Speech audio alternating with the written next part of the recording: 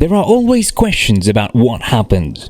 In some cases, questions seem new and perplexing. Historical mysteries can be found in almost every era, but some are stranger than others. Here are a few things that will give you chills and make your skin crawl. Hello and welcome to our channel, The Curious Media. Number 1. The Unsolved Hinterkaifeck Murders. The Hinterkaifeck farmstead, located near the woods outside the Bavarian town of Grobern, was the home to the family of 535-year-old Victoria Gabrielle, her parents Andreas and Kazelia Gruber, and her two children, 7-year-old Kazelia and 2-year-old Joseph. The evening of March 31st, 1922 was just like any other evening for the residents of the Hinterkaifeck farmstead. Nevertheless, for the Grubers, it was the last evening of their lives. One of the most puzzling crimes in modern German history. While the family was known for keeping to themselves, neighbors still found it suspicious, as on April 1st, 1922, 7-year-old Kazelia missed her school and the entire family didn't attend church. After 2 more days, on April 4th, the family's neighbors decided to investigate along with the search party. What they discovered likely haunted them for the rest of their life. They found 4 brutally battered bodies covered with hay in the barn. They discovered the bodies of maid Maria Baumgartner and 2-year-old Joseph inside the house. It was the maid's first day on the job because the previous maid left as she believed the house and farm were haunted. The entire family and their maid were brutally slaughtered at their farm in rural Germany.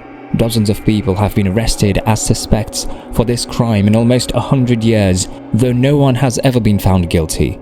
The Hinterkaifeck murders remain among the most chilling unsolved crimes in German history. Number 2. The mysterious incident of Dyatlov Pass. An incident in which 9 Soviet trekkers died in the northern Ural Mountains in uncertain circumstances between 1st and 2nd February 1959. Ural's Polytechnic Institute of Yekaterinburg, 9 students and 1 sports instructor, all the 10 members who fought in World War II, headed into the wilderness on a skiing and mountaineering expedition on January 23, 1959. The initial group consisted of 8 men and 2 women, but one of the members turned back due to health issues. No one ever heard from the rest of the 9 members, 7 men and 2 women. The search team arrived at Kolat Cycle. A few weeks later, the expedition tent was found just barely sticking out of the snow, and it appeared cut open from the inside. The following day, the first of the bodies were found near a cedar tree. Over the next few months, search teams gradually uncovered more spine-chilling sights. All 9 bodies were scattered around the mountain's slope, some in a baffling state of undress, some had eyes missing, some of their chests and skulls had been smashed open, and one lacked a tongue. Each body was a piece in a grim puzzle, but none of the pieces seemed to fit together. A criminal investigation at the time blamed their deaths on an unknown natural force, and the Soviet bureaucracy kept the case quiet. Number 3. The disturbing death of Elisa Lam. On January 26, 2013, Elisa Lam arrived in LA as part of a solo trip around the West Coast. She contacted her parents daily while traveling until January 31, 2013, when her checkout was scheduled from Cecil. She did not contact her parents nor check out from the hotel, so her parents decided to call the Los Angeles Police Department. Police searched the hotel but were unsuccessful in finding the Elisa. A few days later, the LAPD released a video of the last unknown sighting of her taken in one of Cecil's elevator's CCTV. In the footage, Elisa was seen behaving strangely, stepping in and out of the elevator, pressing all the buttons and poking her head out sideways towards the hotel's hallways.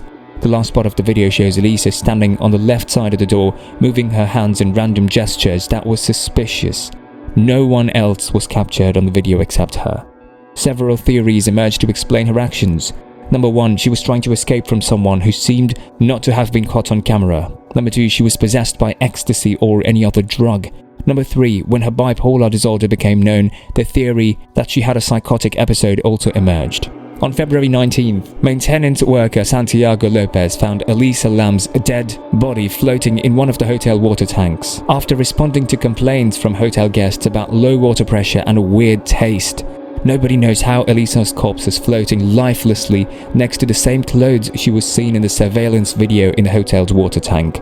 As initial reports indicated that the latch on the water tank was closed, indicating that someone else would have been involved, as Elisa would not have been able to close it herself. Her toxicology report confirmed that Lam had consumed some medical drugs for her bipolar disorder, but showed no signs of alcohol or any illegal drugs in her body.